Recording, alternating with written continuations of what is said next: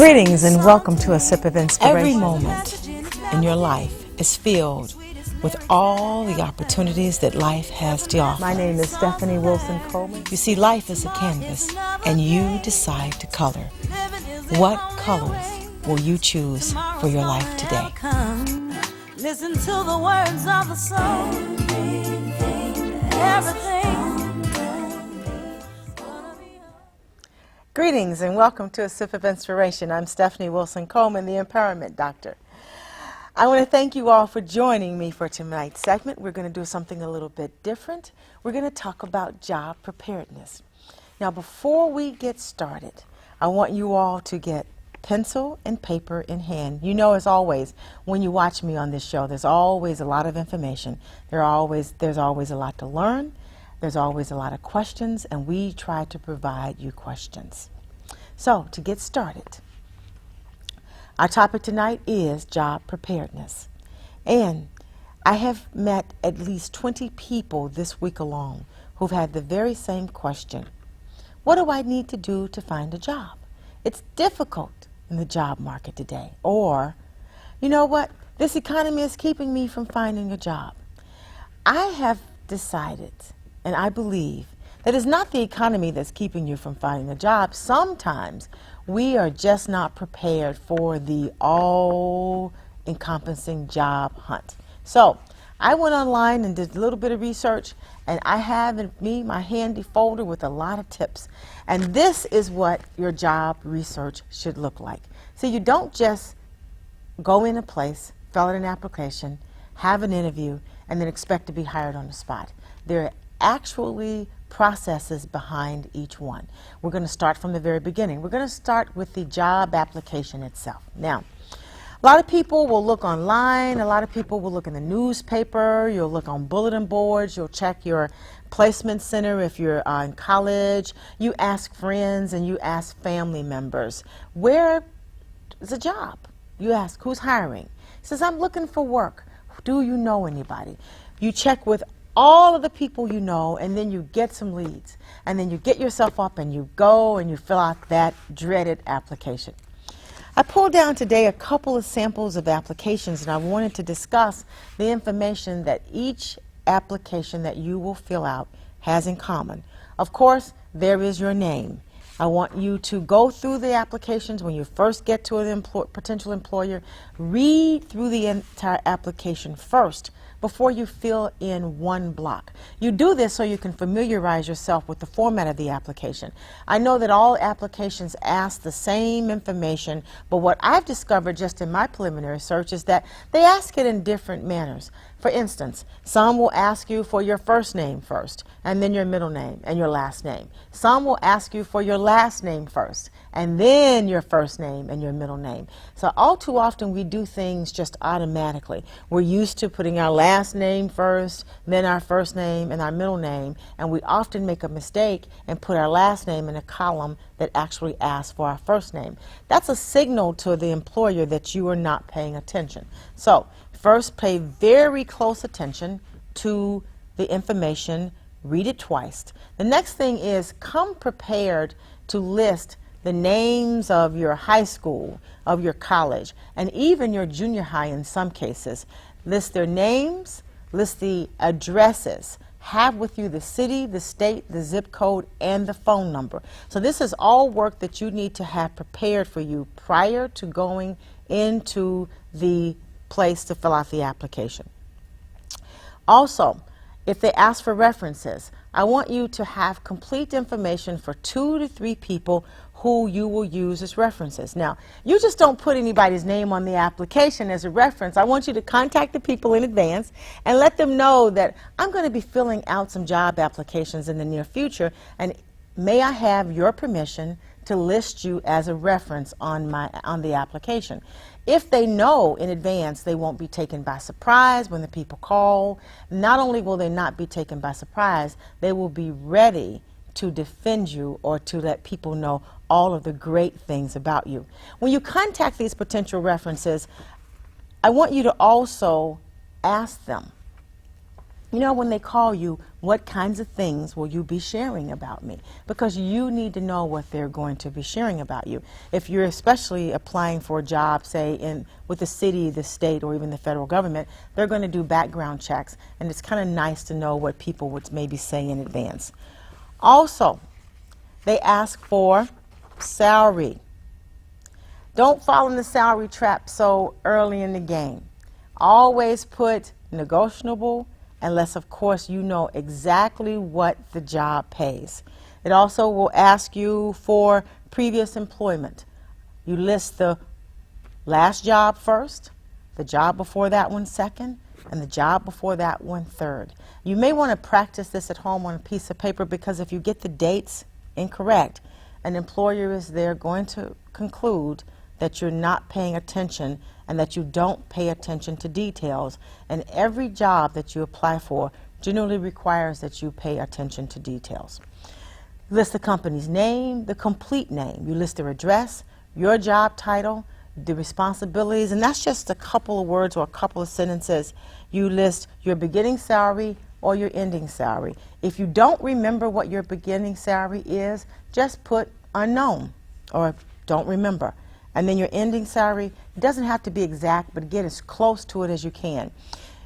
Salary information is available to employers through the Employment Security Division, so resist the temptation to inflate your salary. It is too easily verified.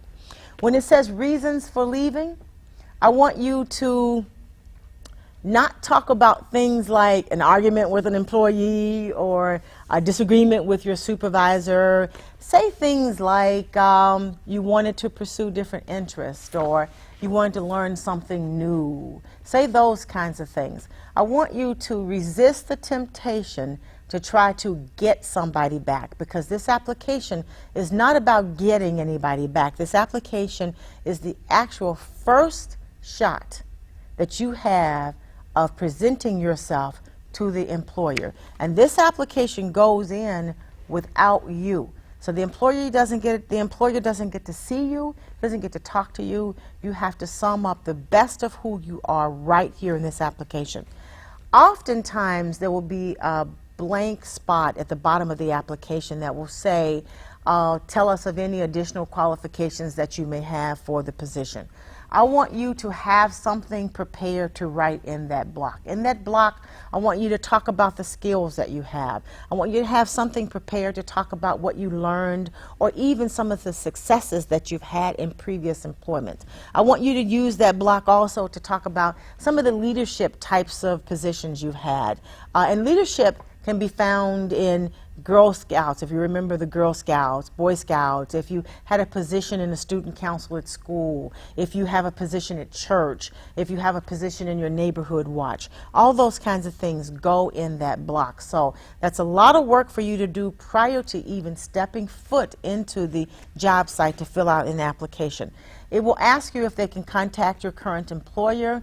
If you are currently employed, I would suggest you check the no box and make an explanation that says, please contact me before you're going to contact my employer. And then you get to explain later that your employer doesn't really know that you're looking for a job. But the other employers, they're going to want to contact. They want to get a reference from those other employers. Make sure that you make it easy for them. So that takes care of the job application. Now, most people have resumes. Resumes are very nice. I think everyone should have a resume. I want you to carry your resume with you, and I want you to attach your resume to your job application. Do not write on your job application anything that says "see resume." The reason is this. Often your application will be separated from your resume. Your resume will go one direction in that corporation, and your application will go another direction in that corporation. So in that company, if they have an application that says "see resume," they don't have your resume. And they have so many other applications that they have to review that they're just going to lay yours aside. So the same information on your resume should be the same information that you put on your job application. On your resume, I've seen too many resumes that are cute, too many resumes that are on a bunch of colored paper. too many resumes that are too long. Resumes should be limited to 1 page. If you are trying to cover 20 plus years experience, then you get a pass and you get to have 2 pages. However, under no situation, in no situation should you have more than 2 pages unless you're a PhD with a vita and then you have a long story to tell, or you're a Nobel Prize winner. Okay, so 2 pages, 1 pages preferably. I want you to use light colored paper. Resist blues and pinks and oranges and yellows and any of those other papers out there, because what begins to happen is, as a person has a lot of resumes, they're not too interested at that point at the color of the paper as much as they are at the content of the paper. And you don't want to be sure that you send the wrong signals. The person who's actually looking at the resume may not like blue. It may be their least favorite color. If it's their least favorite color, then they're not going to look at your resume. They may not like yellow. They may not like pink. So stick with whites, off-whites, and those kind of shades. Use a very good quality of paper. Now, you don't have to spend a lot of money on paper, but I would use something a little heavier than the 20-pound paper that you find in the copy machine. Just go a little bit heavier so that it has some weight to it. Do a spell check. Now, do several spell checks on your resume. Because in all of the computer programs, you know that if you have spelled a word correctly, but it is the wrong word to use in that sentence, it will not be signaled out in a spell check. It won't be separate. It'll look like it flows just nicely, and it'll be the wrong word. So I want you to read it and read it and read it. And after you have proofed it 2 or 3 times, put it aside for a few hours and then come back and make sure that it reads nicely. There are a lot of examples online of very good, simple resumes, and there are even programs like Resume Maker that can help you with samples of programs that are in the field in which you are looking for work, that can give you some ideas about how to structure your resume. Now, if you've got a lot of experience, then you want to use an accomplishment-based type of resume. If you don't have a lot of experience, then maybe you want to use a position-based resume. That's a decision that you would have to make, but there are a lot of them. Resist the temptation to use the templates that you find exactly as you see them. So, we've got a call right now, so we're going to take this caller. Hi, Tanisha, how you doing? Hi. Hi, how are you? Hello? Hi. I can hear you just fine. I wanted to know what should you wear to an interview? What should you wear to an interview? We were going to cover that later, but Yes. we'll go over right now. If you are a woman and you're going to an interview, first thing is you have got to be well-groomed. And this goes for men and women. Women should have their hair should be neat. However you wear it today, it's okay. I mean, you know, dreadlocks are perfectly acceptable. Dreadlocks are perfectly acceptable in the workplace. Perms are, braids are. Those are perfectly acceptable in the workplace, but they should be very neat. You don't want your hair to be a distraction for the interviewer. You only get a short period of time in an interview to convince the employer that you are the right person for the job. So don't have them wondering what's going on with your hair or your head. Now, if you are a male, that means you need to have a haircut. It needs to be a neat haircut. It doesn't necessarily have to be a short haircut, just a neat haircut. If you wear dreads, they need to be neat. Also, this is not the time to wear your Mr. T starter set to the interview. You are to have a simple necklace on, a watch, and maybe a ring, a very simple ring. That is all as far as jewelry is concerned. Do not wear fragrances. You don't know who may be allergic to the fragrances that you have on, and the worst thing to do is to make the interviewer sick or ill because of your fragrances. So do not wear fragrances. Make sure that you shower that day, and make sure that there is no body odor. Make sure you brush your teeth, you floss your teeth, and you use mouthwash, because the worst thing is to have to talk to someone in an interview and you can't get past the breath. Make sure that you wear a nice, neat suit. Now, for women, nothing short Because when you're going into organizations, no one wants to look at you and think that you could possibly be the cause of a sexual harassment case. Nothing short. Dresses down to the knees. They don't have to be below the knees, but they should be down to the knees. And you should have on nice, neat blouse. Everything needs to be ironed, nothing wrinkled. If you should wear shoes that have been polished and the heels are in good shape and the soles are in good shape. It doesn't matter if it's a flat shoe or a heel, but if it's a heel, I would resist the temptation to wear very high heels. I want you to wear very sensible shoes, and you should wear hose. Guys, wear an undershirt underneath your shirt.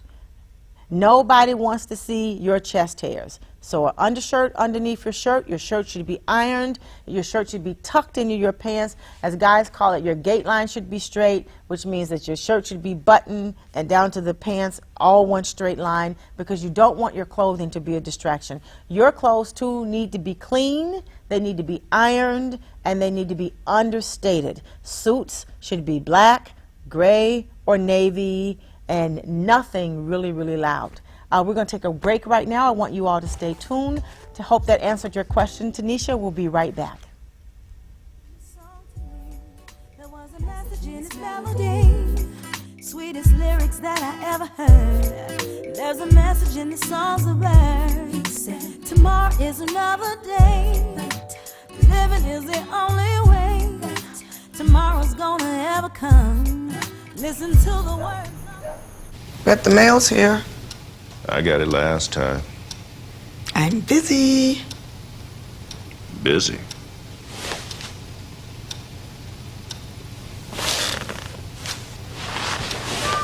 For some people, living with painful hips or knees can turn little jobs into big jobs. But it doesn't have to be that way. Today, physicians and patients are partnering together, choosing from a new generation of treatments and therapies that can not only reduce hip and knee pain, but restore a little spring. Life's too short to be stuck in the slow lane. To get up to speed on just how far hip and knee treatments have come, visit orthoinfo.org, a public service message from the American Academy of Orthopedic Surgeons. Don't forget tomorrow's trash day. There's a message in the songs of birds. He said, tomorrow is another day. Living is the only way.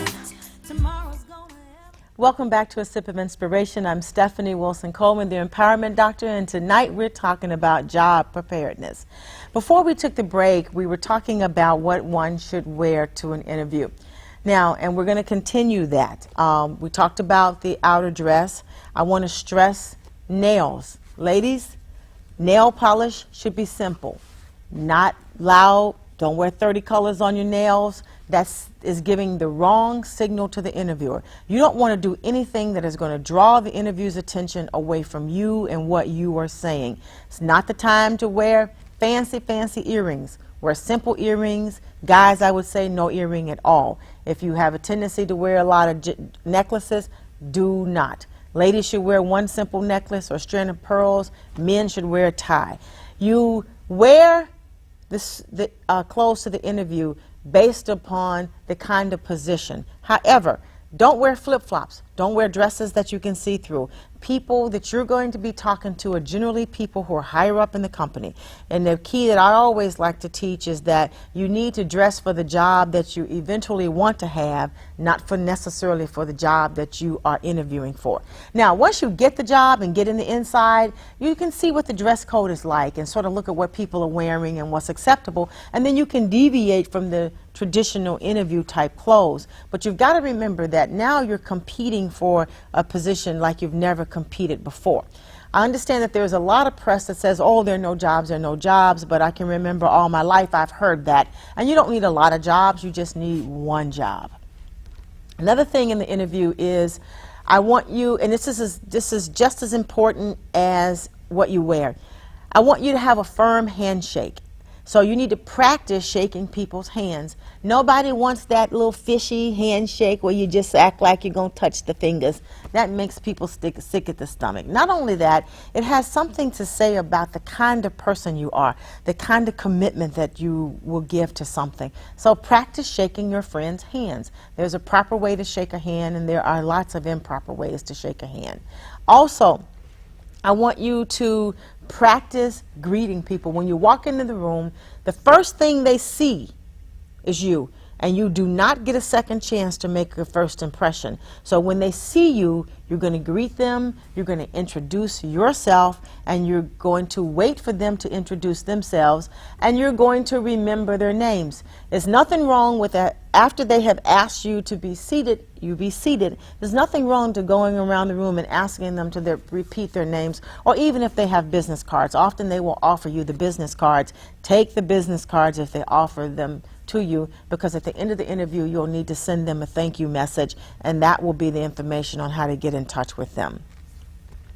Hi, we've got a caller. Hi, Marcus. How are you? Hey, I wish I had saw this show before I went to apply for my job. But I have a quick question. When you structure your resume, is it good to list your strengths first or your education first, or what portion should you put on top first so that you can catch your employer's attention? Now, structuring the resume has a lot to do with the amount of experience that you have. If you are, for example, a recent college grad, you don't have a lot of job experience, but you do have educational experience. And in that case, you want to put your education at the top of your resume. You want to list the highest level of education first. So you would list, say, your college, University of ABC College. You're going to list the city that it's in. You're going to list the type of degree, BS, BA. You're going to list what it's in, and you're going to list your graduation date. If you haven't graduated yet, you're going to say anticipated graduation date and put the year. And then from there, you would list your high school at that, and then you would list any awards or certificates. Now, if you have a lot of experience, you're going to list the experience first and the education last. But now if you've got education from an Ivy League school or one of the top 10, you're going to list that first, because that often says a lot about the kinds of skills that you have, so that employers don't necessarily have to read all of your experience because they see it in the education right there. Also, when you're listing your experience on your jobs, I want you to bullet point underneath that the accomplishments, because you have got to talk to people in terms of what you can do for them. It is not what they can do for you. They have the job, you need the job, and you've got to convince them that you're the one that's going to help them meet their goals. And they're looking at someone who can save them time, someone who can save them money, or someone who can increase their market share. All of that translates to increased profits for the organization, and that's what they're looking for. They're not looking for anybody that's going to cost them any money or cause them to lose money. So you're selling your best all the time. Now, if you don't have a lot of experience, and college graduates go through this a lot, if you don't have a lot of experience, you have more leadership qualities than you know. In college, you were in some organization. In high school, you were in some organization. You've learned something. You've contributed to something. You did some work during the summer. And if you worked and help support it yourself while you were in college, that is a big plus for employers, because employers now understand that you just didn't maintain good grades by studying only, that you actually had other responsibilities. So they've got a clue into the kind of personality that you have, so they know just how far up you can go, because you can handle multiple things at a time. Hope that answered your question. Back to the application, there was one more thing that I want to mention. A lot of applications will ask you if you've ever been arrested. Don't skate around that question. Now, if you have arrest on your record, before you go fill out an application for an employer, I want you to go to the police department, and I want you to get a copy of your arrest record, because I want you to see what they are. Because some applications will ask you if you have ever been arrested for a felony or ever convicted of a felony. Well, if you only have misdemeanors, your answer to that question is no. Okay, but some people get confused and say, oh, I have to put everything.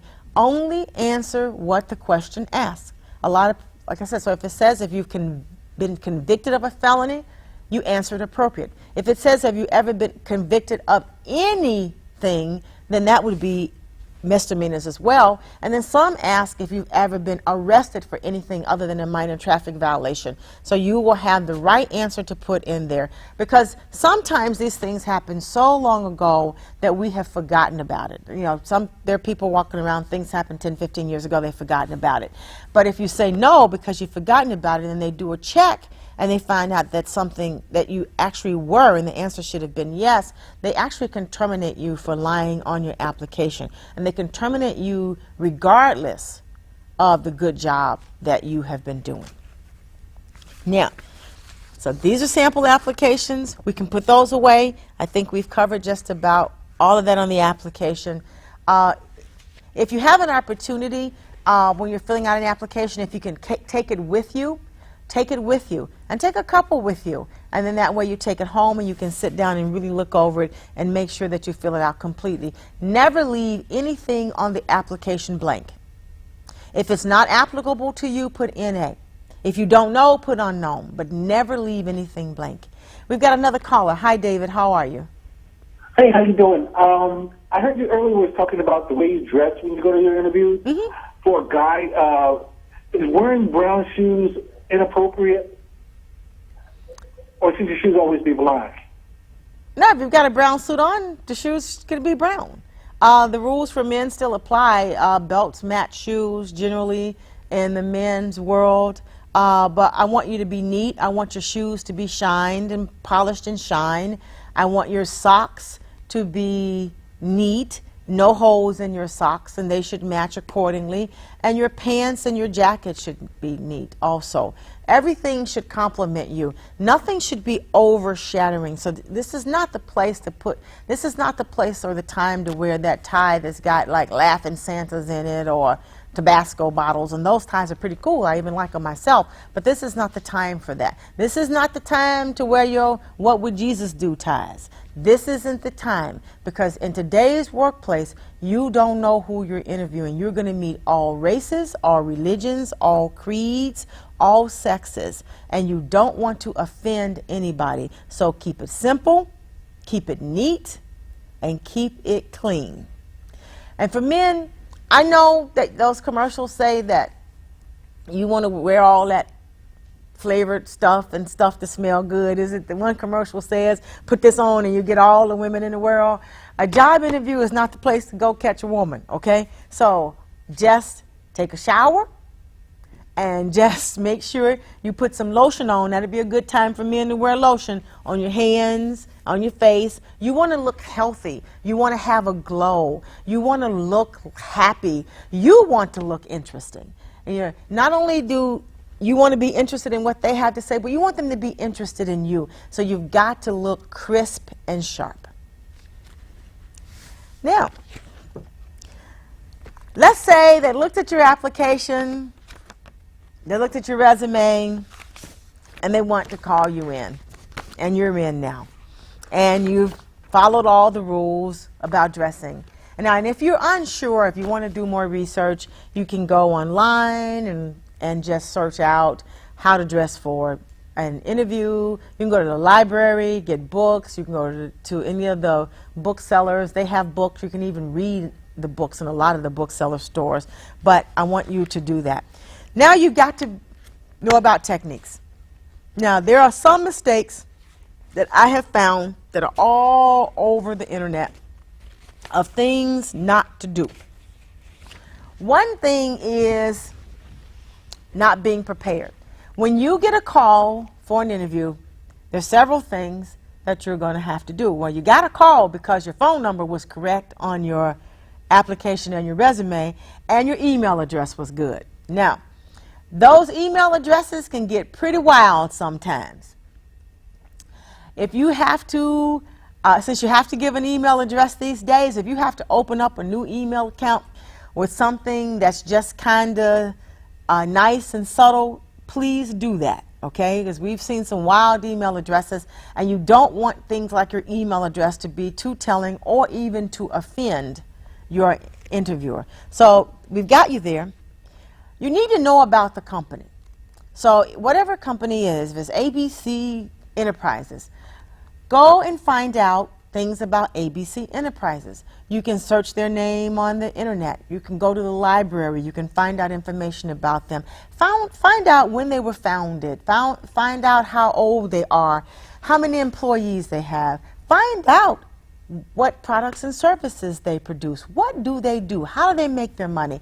Find out how much money they made, how many employees they have, what countries they're in. I want you to find out all you can find out about this company, because that is going to be important in the interview. You must be prepared, because they have done their homework on you. They've gotten your resume, they've got your application, they've gone out online, they've checked into your Facebook, they've checked into your MySpace, they've looked at your LinkedIn, they've looked at everything that they can find about you online. And now they want to talk to you. So if there's things on your Facebook or LinkedIn or MySpace that will embarrass you or is embarrassing, you need to take it down and you need to get rid of it. If there are people that you need to unfriend, now would be the time to do it, because you don't want them to go on your Facebook and see you like having a beer and just drunk out of your mind. We're going to stop right now. We've got to take another break. We'll be back soon, and we hope that this is as helpful to you as we want it to be, as we meant it to be. There was a message in this melody, sweetest lyrics that I ever heard. There's a message in the songs of birds. Tomorrow is another day. Living is the only way tomorrow's gonna ever come. Listen to the words of the song. Everything gonna be alright. It wasn't supposed to be like this. My baby's so worried.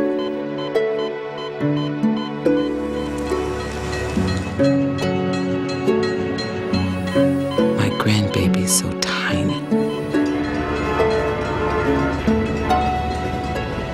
No one knows why she was born premature.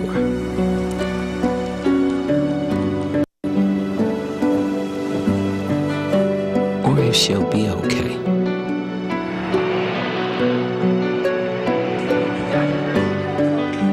All we can do is wait for the answers.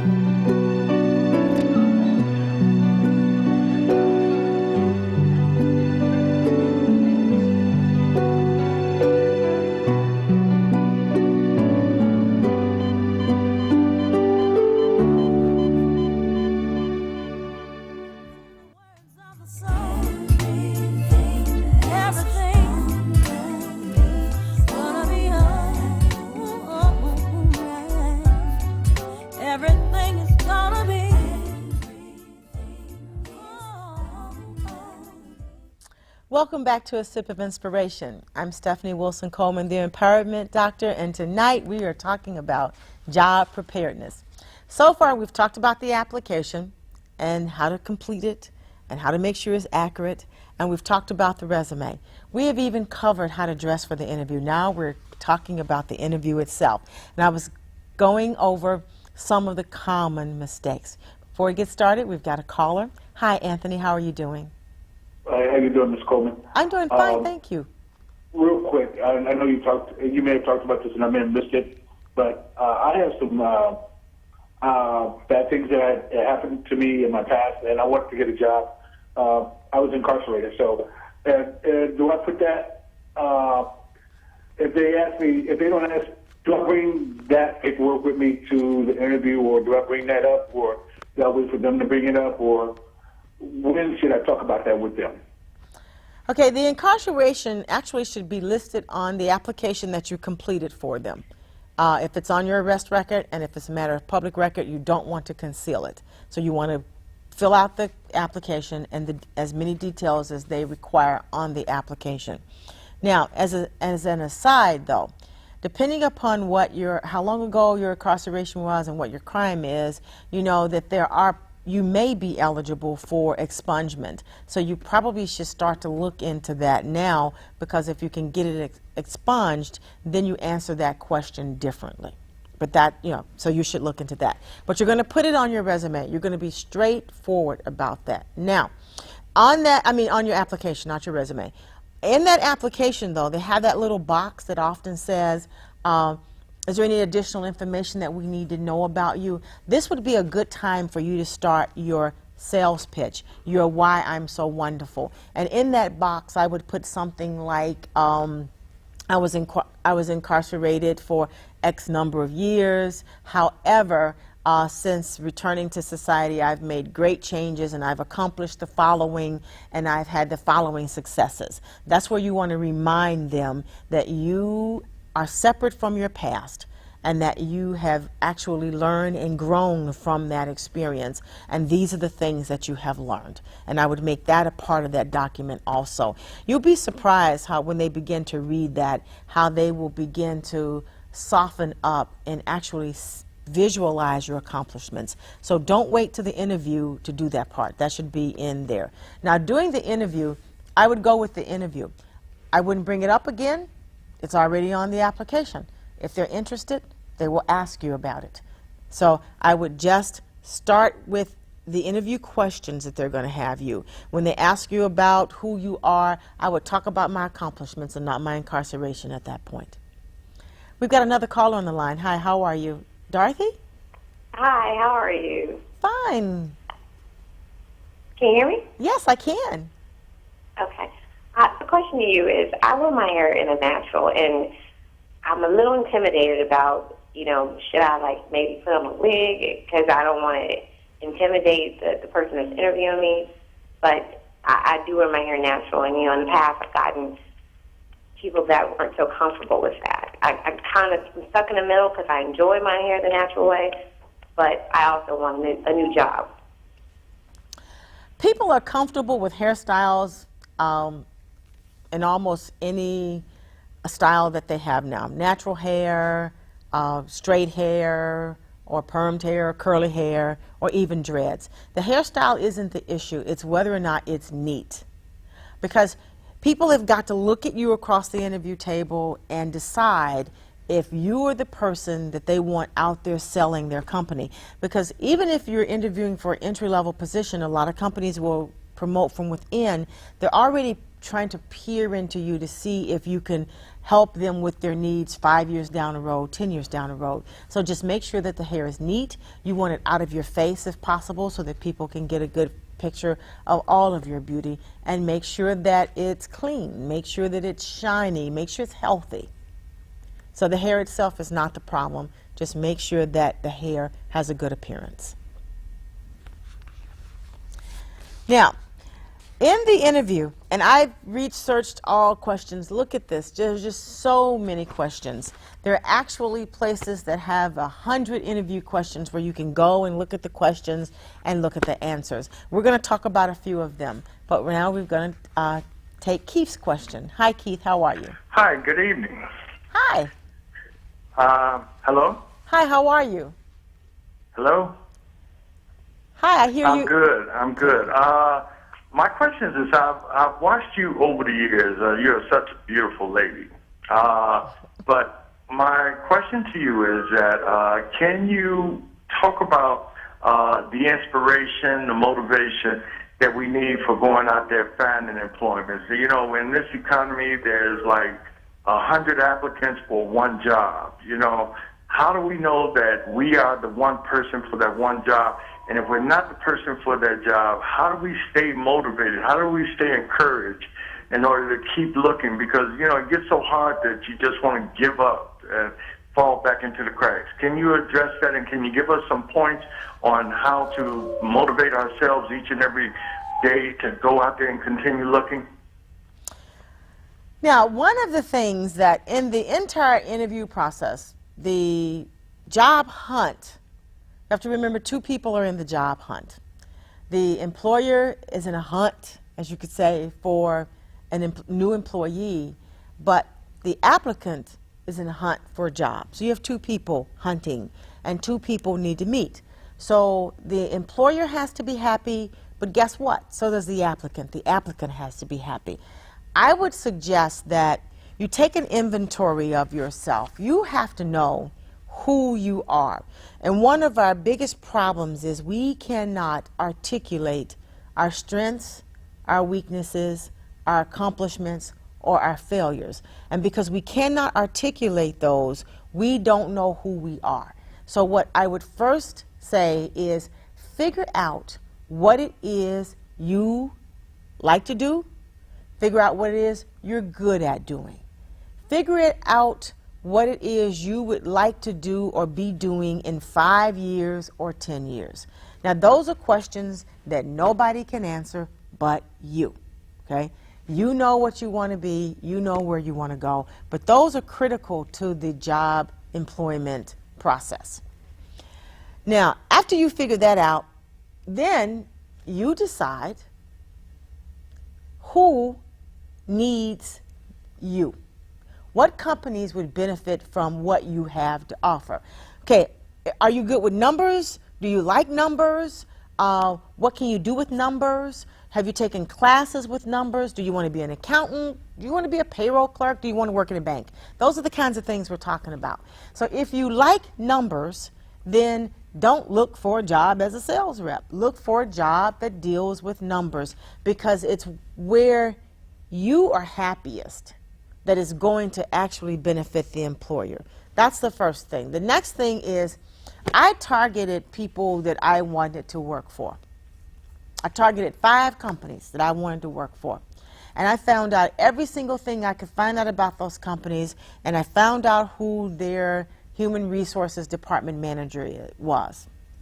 When I found out who that HR person was, I would call the HR person, tell them who I was, and tell them I was looking for employment, give them a little bit about my experiences and my background, my education, and what I was looking for. And they would all say, we don't have anything. Guess what? I would call them about every 10 days. I would send a note, I'd send a phone call, I would send emails. And what would begin to happen is after about a month or so, they would say, you know what, we do have something coming up. You might be good for this. Now what I've done is I have engaged this person in my job hunt. And I'm engaged in my job hunt. They know all there is to know about me, because what begins to happen after about 3 or 4 phone calls, you're not a stranger to them anymore. You now seem like somebody they know. They've got your resume, they've got your application. I would update them on other things that I was doing so that they could stay committed to me. And that's important. So you got to target, because you cannot apply for every job out there, because every job out there is not for you. There are jobs, people are hiring. So the fact that in this economy is not nearly as bad as you think, it's only bad because we believe it to be so. You don't need an economy, you just need one job. Now, there are some people though who are incredibly creative and already have packed within them enough that they could do things themselves. Maybe it's not a job they need. Maybe they are the ones that need to create the job. Sometimes I think that we sit back and we wait for other people to show us the way, when we have to become incredibly creative. If it's money you need to look at where is there a need that I can fill. I come packed with a lot of experience. I come packed with a lot of accomplishments. What can I do to fill a need? And those are the questions that you have to ask yourself. Now, when you're in the job interview, and we're going to go over the questions because several things are happening in this dynamic. One is you really do have to answer the questions, and you really do have to perform well in the interview, or you won't get the second interview or the third interview. And in today's business world, a lot of times it's a panel interview. So when you walk into the room, it's more than one person there. Usually there are about 4 people there that you have to talk to, and that will sort of unnerve you. The first thing that you're going to have to do is, if you truly have matched your skills with what the corporation needs, and you believe it's a good fit, and it feels in here like it's a good fit, and you know that that's the job for you, you ought to visualize yourself doing and having that job. Now, it gets easier to visualize yourself doing and having that job once you are familiar with what the company does and possibly how you can fit in. We've got another caller. Hi, Paul. How are you? Hey, I remember back in the day when, like, my uncles and my father, they invented jobs. They made their own jobs. What's wrong with doing that today? Or is that kind of an outreach for the group of people that, the younger generation that we got coming up through out of colleges now? Nothing's wrong with that. As a matter of fact, most people who are successful today invented their own jobs. The FedEx guy invented his own job. The Coca-Cola guy invented his own job. The Kinko's guy invented his own job. Bill Gates invented his. Stephen Jobs invented his. So there's nothing wrong with inventing your own jobs. As a matter of fact, I think that a lot of times that is actually what the calling is. We have an incredible number of creative people. We have an incredible number of absolutely bright people. And some people are looking for jobs who actually probably should be starting the jobs. Create your own job. And in today's society, that when it's taking longer and longer and longer to find a job, it used to be you could find the job in a week. Now your job hunt is about 4 to 6 months long. In that 4 to 6 months long, you say, well, what am I going to do? And that's the time to be creative. There are a lot of people now who need goods and services who didn't need those goods and services even 5 years ago. When people are incredibly busy, so there's an increase for the need of an administrative assistant or an executive assistant. Those are now great jobs where you help people maintain their level of effectiveness.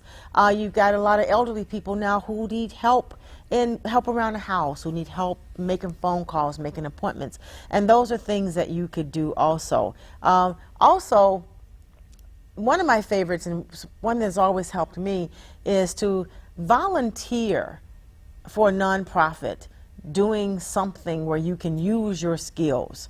And you will be surprised how quickly that will turn over into a full-time position. Now, before we finish our questions, we're going to take another break right now. So I want you to sit still and give us a call when we get back. We'll go over our interview questions. A bird sang this song to me. There was a message in its melody, sweetest lyrics that I ever heard. There's a message in the songs of birds. Tomorrow is another day. What's wrong with this picture? Half of young Americans can't locate economic powers like Japan and India. 20% can't even find the Pacific Ocean. Without geography, our children aren't ready for the world. Geography is everywhere. It's incredible creatures, rhythm, fashion, flavor. It's economics and politics. It's change. Understanding connections between people and places is critical in the 21st century. That's why we created mywonderfulworld.org. Go there now for your free parent and teacher action kits and give our kids the power of global knowledge. Because kids who understand our world today can succeed in it tomorrow. There's a message in the songs of birds. Tomorrow is another day. Living is the only way. Tomorrow's gonna ever come. Listen to the words. Welcome back to A Sip of Inspiration. I'm Stephanie Wilson-Coleman, the Empowerment Doctor, and this is our job preparedness section. Now, when you're in an interview, and we talked about how to dress and no cologne, there's one thing is you've got to be prepared for. Give yourself approximately an hour, hour and a half for an interview. That means you're going to be sitting there for an hour, hour and a half. You're going to be asking questions, and you're going to be answering questions. Go to the bathroom before the interview starts. Don't drink a lot, don't eat a lot, because you're going to be expected to sit there the entire hour, hour and a half. If you smoke, don't smoke before the interview. Don't smoke in the car, just don't smoke. I don't want you to go in smelling like smoke. I don't want you to go in smelling like any kind of smoke, okay? Don't eat any foods like garlic or anything that could have a tendency of having a foul odor. Now, I want you to practice interviews with someone at home. before you go, you can go online and you can get just a host of interview questions. And I want them to pretend that they're the interviewer and that you're answering all of the questions. And I want you to use your camera phone this time to tape that interview. Use your phone, finally, for more than just taking videos at a party. I want you to take the video and then I want you to watch it, because I want you to see what you look like when you're interviewing. And I want you to watch your body language and your mannerisms and your posture. And I want you to see what kinds of questions tend to trip you up and what kinds of questions are you really excited about answering. I want you to also practice articulating your strengths and articulating your weaknesses. Now, in an interview, when they ask you for your weaknesses, we don't want to tell them things like, "We always late." Okay, that's not what we want to talk about. We want to talk about things that we can, that will have a positive slant on it. Like, maybe I have a tendency to take on too many assignments, which causes me to have to work really late sometimes. Or I have trouble delegating sometimes, and sometimes I have to put in a lot of hours because of that. That's incredibly important. Now, people say, "Well, I don't know what my strengths and weaknesses are." In that case, I want you to make a brag list. I want you to think about 7 things that you have done in your life that you can absolutely brag about. I want you to write those things down. I want you to go over those things, because those things include your strengths. Now, another thing is, I want you to greet everyone in the room when you walk into the interview room. I want you to make eye contact. And these are keys, not just for interviews, but for anything that you do in life. You make eye contact, you shake their hands, you greet them, and you repeat their names. I want you to control your voice when you speak. Make sure it's not shaking, or I have a tendency to go up and then down. I want a nice, steady, easy, comfortable, conversational kind of voice. And grammar is incredibly important. If you have a problem with grammar, then now is the time for you to start to take some grammar lessons. They have some online. There are local community colleges. There are city colleges. There are even high school classes that you can audit. Your grammar must be great. Use no slang at all. So this is not a time when you talk about conversating. This is a time when you're going to have a conversation. That is incredibly important. People are looking at you to determine if you're the one that can greet their clients, if you are a good face of the company, and you have to be able to demonstrate that. And your interview is the only place that you have to demonstrate that. I want you to keep your hand talking to a minimum, and if you carry with you extra copies of your resume in a folder or a portfolio, along with some tablet to write with and a pencil, you can always open your tablet and your pencil to write down the questions, because they're going to ask you a lot of questions. A lot of times the questions are twofold, threefold. It's okay to ask them to repeat the question. If you don't understand it, just ask them to repeat the question. You say, "I'm sorry, I didn't get all of that. Could you please repeat the question?" And it's okay to write the question down and to jot some of your answers down. That gives you something to do with your hands instead of having them all over the place. Now, if you're given water, a lot of times they will ask you if you'd like something to drink. The answer is no. No, thank you. Thank you for offering, but no, I'm fine. Okay? Because remember, you're going to be in there for an hour, hour and a half, and you don't want to have to go to the bathroom. But if they give you water anyway, don't gulp it. Just sip it if you have to sip it at all. And it's okay just to let it sit there, because you don't want anything to distract you. You don't want to cough. You don't want to choke. You don't want the water to become a distraction to the actual interview. Also, avoid the words and and well. Now, if you tape a mock job interview, you will be able to catch all those and and you will be able to correct them. Hi, we've got another caller. Hi. Hi, my name's Lester. Hi, Lester. I'm an employer as well. Hi. And what I'd like to say is that when I interview people, it really chagrins me the lack of energy that people walk into an interview with. You're trying to get something that I'm offering. I need what your services have, but you have to have some level of energy with it. Yes. Don't come in for an interview with a blasé type attitude, like yeah. And thank you so much for addressing the slang.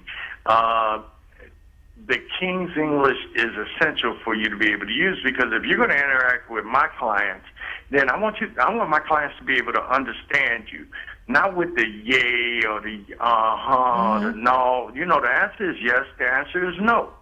You know, Exactly. not the yeah. Well, these aren't even words. So so please, especially for our young people, you're coming asking them for a job, not the other way around. So please have some energy about it. Please sit upright. Notice you throughout the show, you're sitting upright in your chair. You're not slouching in your chair. You're not leaning all over to the side. Please have some energy when you come to the interview, because that energy will carry forth. Thank you. Thank you. Yes, you must be energetic. You must be wide awake. So you need to get a good night's sleep the night before.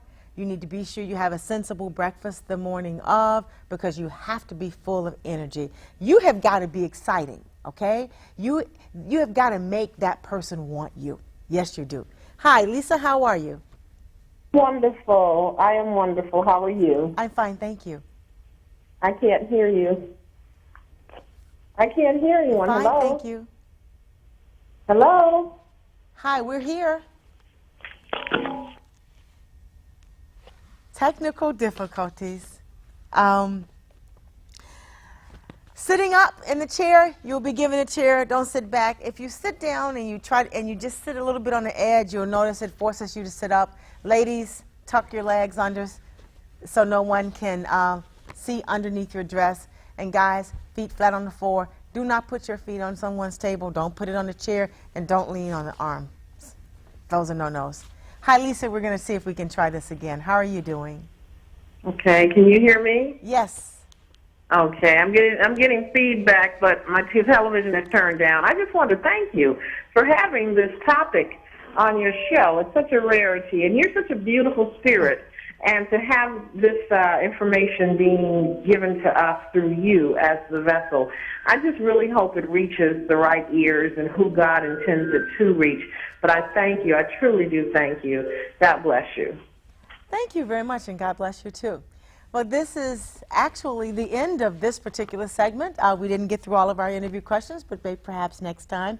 I want to take the opportunity for thanking all of you for actually listening to the program, dialing into the station.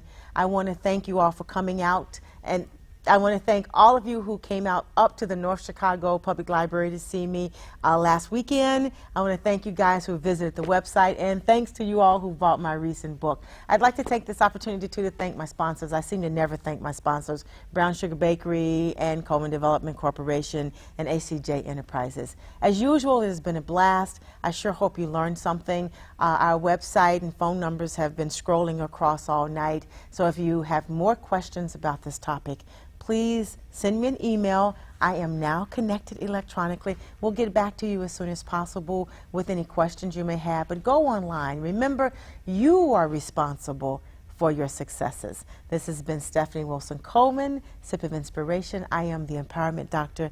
Dream big, because I want you to live the life that you've imagined. Sweetest lyrics that I ever heard. There's a message in the songs of birds. Tomorrow is another day. Living is the only way. Tomorrow's gonna ever come. Listen to the words of the song. Everything gonna be alright. Everything.